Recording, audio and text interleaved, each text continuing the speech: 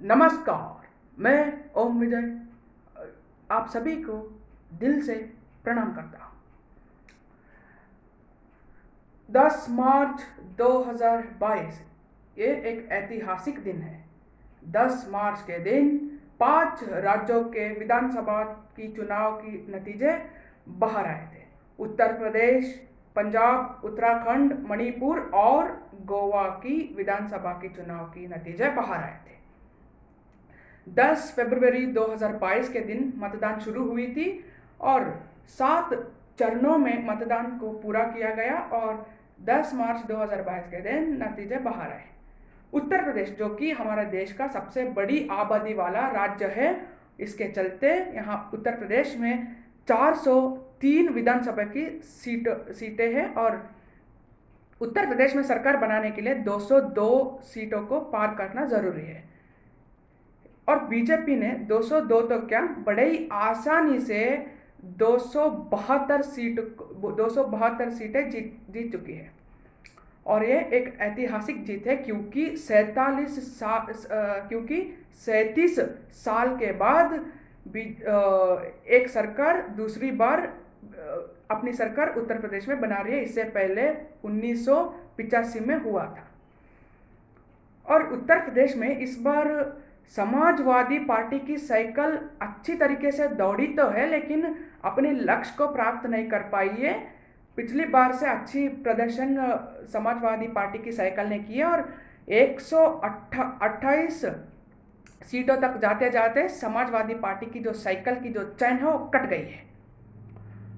और उत्तर प्रदेश में कांग्रेस की मतलब क्या बात करना है। इस बार कांग्रेस ने तो इतिहास लिख दिया इस बार उत्तर प्रदेश में, क्योंकि इतनी अच्छी बेहतरीन प्रदर्शन कांग्रेस ने किया है इस बार उत्तर प्रदेश में। और प्रियंका गांधी वाड्रा ने तो बड़े नारा भी बहुत ही अच्छा नारा दिया था कि मैं लड़की हूँ, लड़ सकती हूँ। और सच में बहुत ही अच्छी तरीके से कांग्रेस ने लड़ा है उत्तर प्रदेश में, क्योंकि पिछली बार 7 सीटें जीती थी उत्तर प्रदेश में कांग्रेस, लेकिन इस बार 5 सीटें खोकर 2 सीटों पर सिमट गई है कांग्रेस।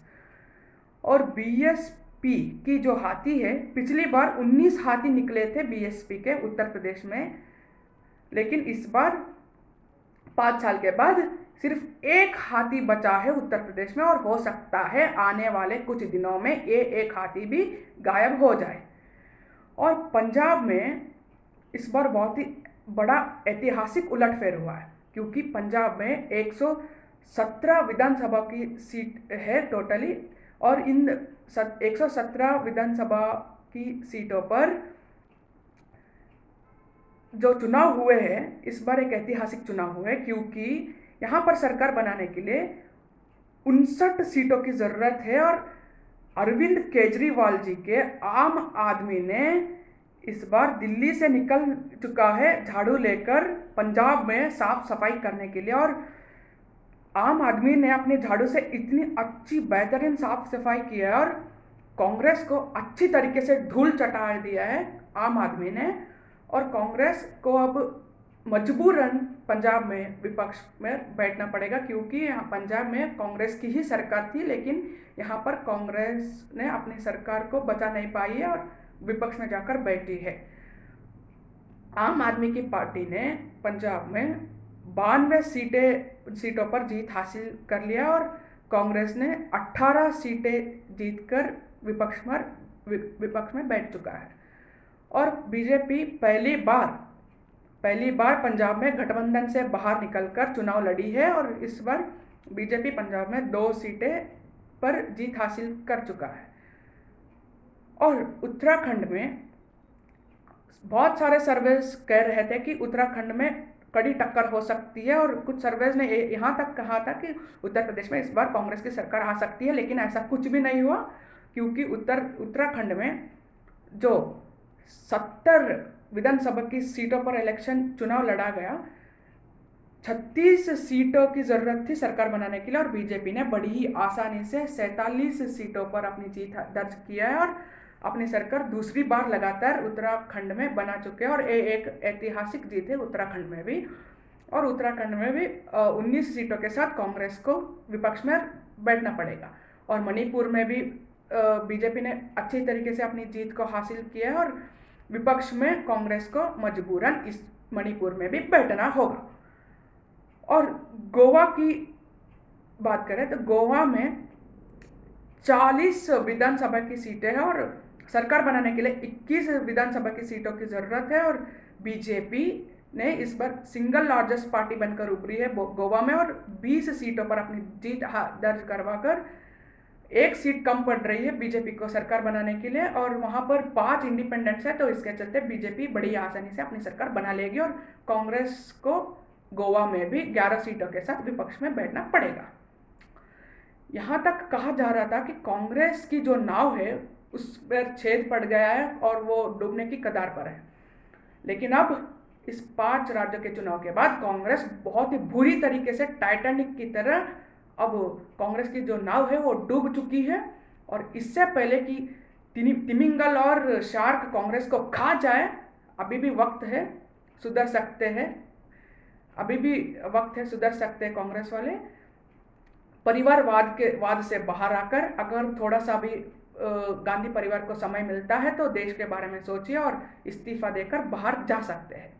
और पंजाब में जो ऐतिहासिक जीत हुई है आम आदमी पार्टी की, अब ये देश में एक नया राष्ट्रीय दल उठकर खड़ा हो सकता है। और पंजाब से अब प्रारंभ हो चुका है।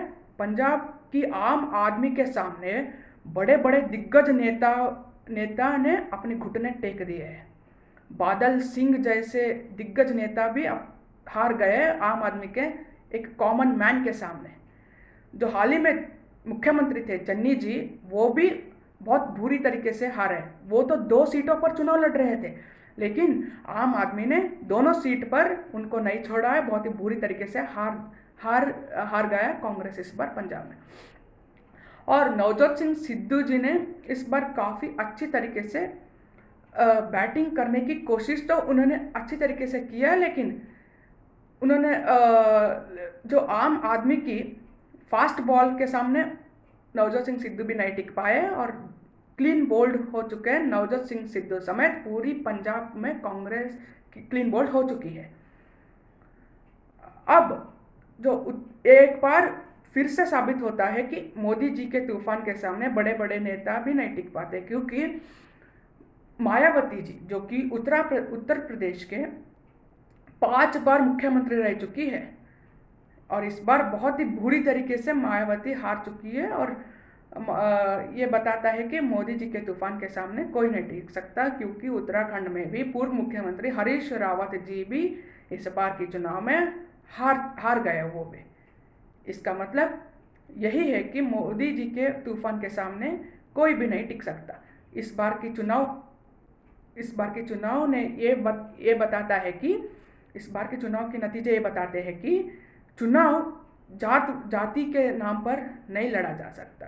चुनाव को जो पैसों के बल पर नहीं लड़ सकते, चुनाव को गुंडों के बल पर नहीं लड़ सकते। चुनाव को अगर कोई जीत सकता है तो विकास के नाम पर जीत सकता है।